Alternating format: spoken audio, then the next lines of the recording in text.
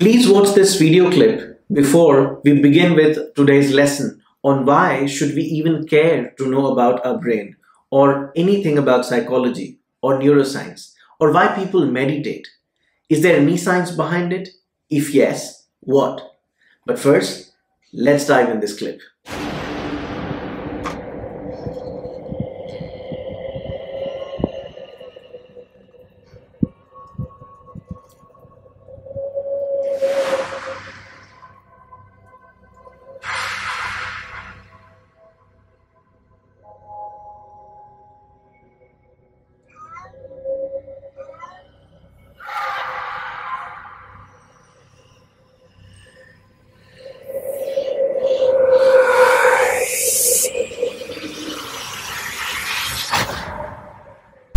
For most people, this spooky scene would induce heart-pounding terror and make them feel super scared. But for me, it felt oddly comforting. It gave me a cozy feeling of happiness and safety. Now before we get into the context behind why I felt that way, I want to quickly address something very crucial. See, it's very easy to drift your attention here and there while watching a video, and especially on YouTube. But trust me, and I can guarantee you that what I'm about to share is worth your full attention. If you watch this video with full attention and do not drift your attention here and there, you will get to the roots behind why anxiety happens and why it's very important for you to understand concepts about your brain or anything around psychology or on neuroscience. This video will give you your basics. As an adult, when I come across horror movies, there's some reassurance in the familiarity of that. While my friends get uncomfortable and are scared watching movies, I have an unexplained feeling of calmness and happiness. I didn't understand why until one day. One day, when my father told me that when I was born and until I was 8 or 9 years old, every weekend and on most holidays, they would watch horror movies. They loved it. I would be by their side, sometimes staring at them, and sometimes staring at the TV, and mostly playing around. I loved being around them. Now, the moment my father told me this, I instantly realized that this was an implicit memory, and the feelings that I have watching horror movies is a result of implicit memory priming. Now I will tell you what an implicit memory and priming is in a bit, but as my father told me this, the dots connected. I could now understand that even though this memory was not in my awareness, I grew up with those horror movies playing around, and my brain got conditioned or primed with horror movies playing around and my mom and dad being with me. That is why horror movies to me give feelings of pleasure, happiness, and safety. This is a small example that sheds light on the roots of certain reactions and certain behaviors. Why we behave in a certain way in certain situations. There may be a past experience that you may not remember but is forcing you to behave in a certain way.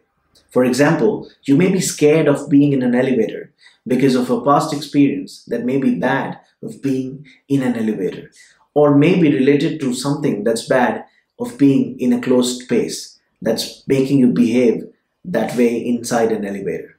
Or you may be scared of crowded places, or you may be scared of height.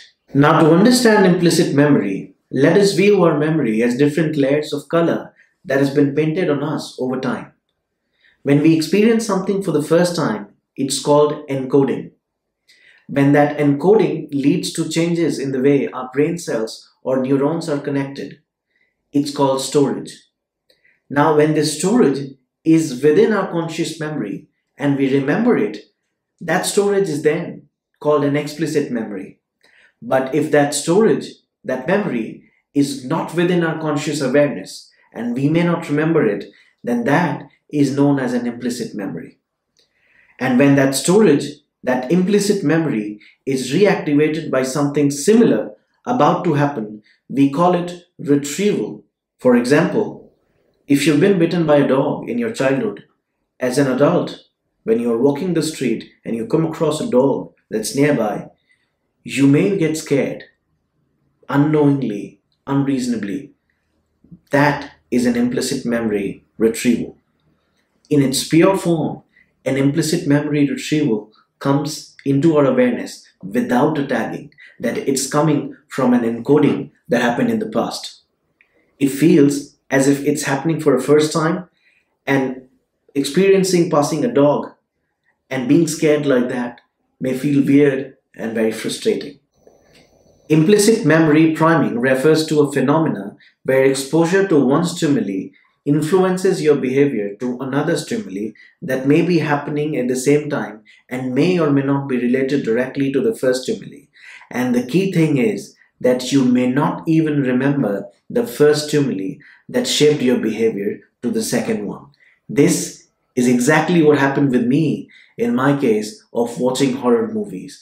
Though I did not remember watching movies with my parents during weekends, it shaped my behavior in later adulthood when I would come across horror movies. So, the point that I'm trying to make out of this lesson is that your implicit memory, that you may not be even aware of consciously, is shaping and influencing your conscious behavior.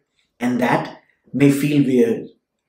Just how I felt weird of being comfortable and feeling safe watching horror movies. That was crazy. I felt as if I belonged from some ghostly family and have a ghostly soul. I could not understand what's right and what's wrong, what's real and unreal. And that is what anxiety does to you. That is what depression does to you. It amplifies your fears. You're not able to understand what's right and what's wrong, what's real and what's unreal. For example, if you're afraid of being in an elevator, you would be hell scared. You wouldn't come out of that elevator and say, it's my implicit memory that's trying to protect me, right? And I'm behaving in a certain way because of that implicit memory that I'm not even aware of.